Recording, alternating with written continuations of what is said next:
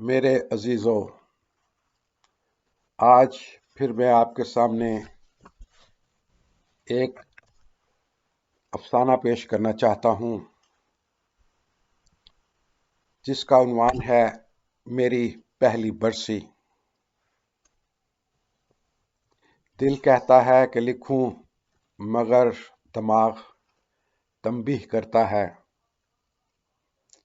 مگر دل اور دماغ کے درمیان سے گزر کر میں نے قلم کشائی کر ہی دی۔ کبھی اگر کسی کو اچھا لگے یا برا لگے، میں آج سچی بات کرنا چاہتا ہوں۔ قصہ ایسا ہے کہ ہم اپنوں کی زندگی میں ان کو پوچھتے تک نہیں، ان کو ناچیز سمجھتے ہیں، اور ان کے جہان سے چلے جانے کے بعد ان کی تعریفوں میں خوب قصہ گوئی کرتے ہیں۔ آئیے میری برسی کا واقعہ میری ہی زبانی سنیے۔ مجھے اس جہان فانی سے رخصت ہوئے آج 1 برس ہو چلا ہے۔ کچھ معلوم نہیں کہ آج میری پہلی برسی ہے یا آسمان پر جانے کی پہلی سالگرہ۔ مجھے تو انجمن برائے بہبود مرحومان نے مہمان خصوصی کے طور پر یہاں مدعو کیا ہے، مگر سٹیج پر میرے بیٹھنے کے لیے کوئی نشست نہیں۔ اسی لیے میں ایک کونے میں جا کر کھڑا ہو گیا، کیونکہ ساری نشستیں انتظامیہ نے سنبھال رکھی تھیں۔ میں کونے میں کھڑا پنڈال کے ایک کنارے پر یہ سارا نظارہ دیکھتا رہا۔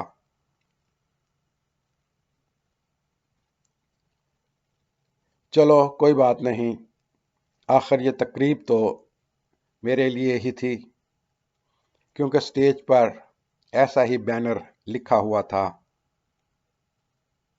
اور پھر سٹیج کے اوپر بیٹھے ہوئے لوگ کچھ میرے ہی جانے پہچانے لگ رہے تھے۔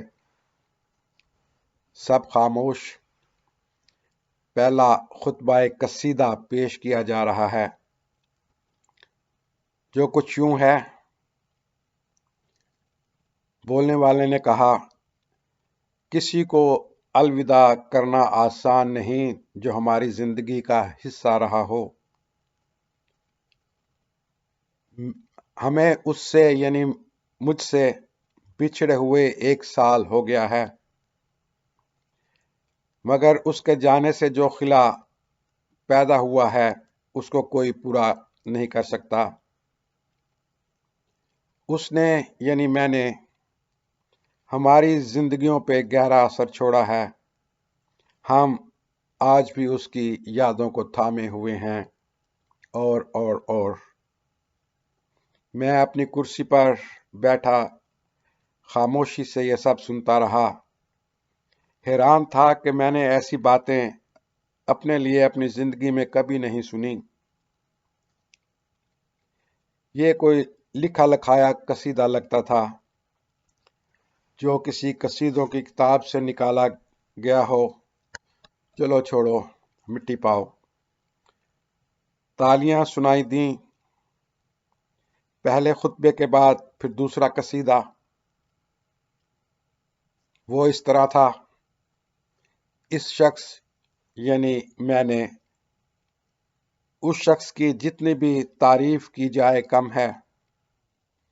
وہ ایک اچھا مالی تھا، اپنے پھولوں کی نہایت محنت سے رکھوالی کرتا تھا، اپنے گھر کا نہایت عمدہ باورچی تھا، اور ہم اس کے یعنی میرے کھانوں سے لطف اندوز ہوتے تھے۔ کبھی اس نے خدمت سے منہ نہیں چڑھایا، ہمیشہ سب کی خدمت کرتا اور خوشی سے پیش آتا تھا۔ اور میں یہ سن کر اپنے اندر ہی کڑنے لگا، کیا کسی کو کبھی خیال آیا میری حالت کا؟ کیا میرا جسم تھکاوٹ محسوس نہیں کرتا تھا؟ میری کیا حالت ہوتی جب میرے پکائے ہوئے کھانوں سے نقص نکالا جاتا؟ کیا کسی نے کہا کہ چلو آج پرانا کھانا ہی کھا لیتے ہیں؟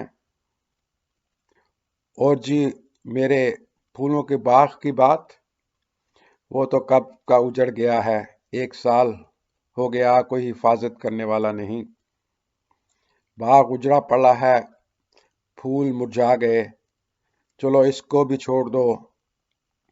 لوگ تو کمال کی قصیدہ گوئی کرتے ہیں، بس رہنے دو، سن لو بس یہ تالیاں ہی تالیاں۔ اب کون ہے یہ تیسرا قصیدہ پڑھنے کے لیے؟ یہ تو کوئی میرا پرانا ساتھی کارکن لگتا ہے۔ اس نے کہا، جی یہ ہمارا محنتی ساتھی تھا، بہت یاد آتا ہے۔ ہم اس کے چھوڑے ہوئے ادھورے کام مکمل کریں گے۔ خداوند اس کو جنت فردوس میں جگہ دے۔ سب بولے آمین۔ میں یہ سب بڑی حیرانگی سے سنتا رہا۔ ابھی مجھے گزرے ہوئے 1 ہی سال بھی نہیں ہوا تو میرے چھوڑے ہوئے کام کو تو مقدموں کی نظر کر دیا گیا۔ میرے ورثاء کو میری ہی رقم وصول کرنے کے لیے عدالتوں کے چکر کاٹنے پڑے، اور اسی وجہ سے انہیں گھر بھی خالی کرنا پڑا۔ مگر یہ کہہ رہے ہیں کہ میرے چھوڑے ہوئے ادھورے کام پورے کریں گے۔ مجھے یاد نہیں کہ میری زندگی میں انہوں نے کبھی میرے کاموں میں کبھی کوئی مدد کی ہو۔ یہ لوگ کیوں ایسا جھوٹ بول رہے ہیں؟ بس رسمی باتیں ہیں جو ہر کسی کی برسی پہ کہی جاتی ہیں، عملاً کچھ نہیں۔ اب کی بار تو تالیوں کی آواز بھی نہیں سنائی دی گئی۔ لوگ سچ اور جھوٹ کو پہچان چکے ہوں گے۔ جھوٹ ہی جھوٹ، فریب ہی فریب، خداوند خوش رکھے ان کو۔ ایک ایک کر کے قصیدہ خوان قصیدے پڑھتے گئے، جیسے پرانے زمانے میں بادشاہوں کے درباروں میں ہوتا تھا۔ اب میرا خیال کہ یہ آخری قصیدہ خوان ہے، کاغذ کے اوپر سے پڑھنے لگا۔ مرحوم یعنی میں بہت ساری خصوصیات کا مالک تھا۔ اسے ادب سے بڑی دلچسپی تھی، کمال کا افسانہ نگار، شاعر اور مفکر تھا۔ اس کی یعنی میری تحریروں سے ہم آج بھی لطف اندوز ہوتے ہیں، چاہے وہ ہماری سمجھ میں آئے یا نہ آئے۔ اور پھر تالیاں اور تالیاں۔ اب تو کسی نے بلند آواز سے نعرہ بھی لگا دیا۔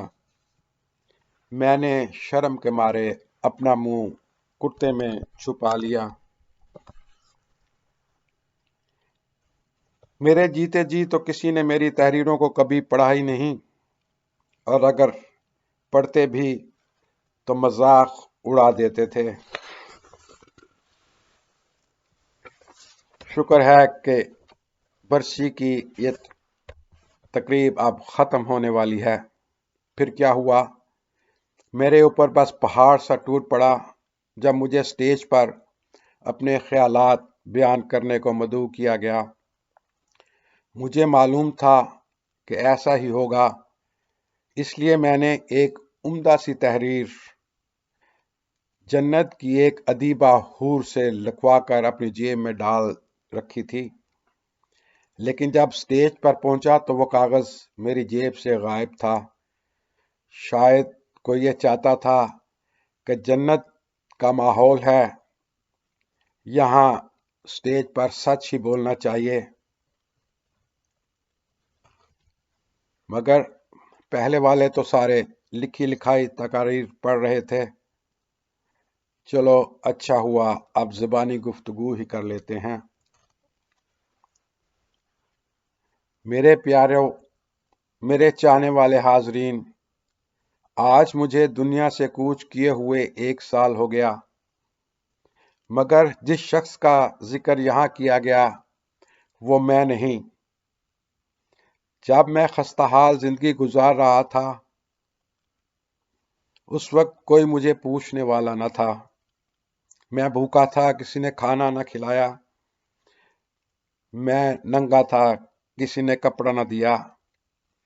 मैं बेघर था, किसी ने सहारा न दिया। यहाँ हर किसी ने मेरी जद्दोजहद वाली जिंदगी का जिक्र तक नहीं किया। बस मसनूई सिफतें, मसनूई लिखे लिखाए फिक्रे जो सबके लिए इसी तरह बोले जाते हैं। हाँ, अगर मैंने किसी के लिए कुछ किया भी तो कोई एहसान नहीं, सब ऐसा ही करते हैं। मुझे तो अदीबों की महफिल से उठाकर बाहर फेंक दिया जाता था, कोई सुनने वाला न था। घर से बाहर कर्ज ख्वाहों की लंबी कतार थी। मजहबी त्योहारों पर मुझे कोई मिलने के लिए नहीं आता था। बीमारी की हालत में कोई तीमारदारी नहीं करता था। मैं उस वक्त भी अकेला था और आज भी अकेला हूं। मेरा क्या लेना देना ऐसी तकारीब से, ऐसी तकारीर से। सब बनावट ही बनावट, सब शेखी का पुलंदा। ये मैं नहीं जिसकी आज बरसी मनाई जा रही है। जाओ ढूंढो उस शख्स को जो 1 साल पहले मरा था, और वो इस काबिल हो इन सब तारीफों के। सच मानो वो मैं नहीं। मैं तो अरसा दराज से भुलाया गया हूं, गुम हूं अपनी ही मौजों में। ये वाला शख्स मैं नहीं जिसकी बरसी मनाई जा रही है। ऐसा लगा कि एक बार फिर मुझे मेरी ही बरसी पर धक्के देकर बाहर निकाल दिया जाएगा, मगर चंद दिनों के बाद तकरीब की इंतजामिया ने बरसी पर उठाए गए अखराजात का $1 मिलियन का बिल मेरे वर्सा को भिजवा दिया। ये थी मेरी पहली बरसी की तकरीब। शुक्रिया।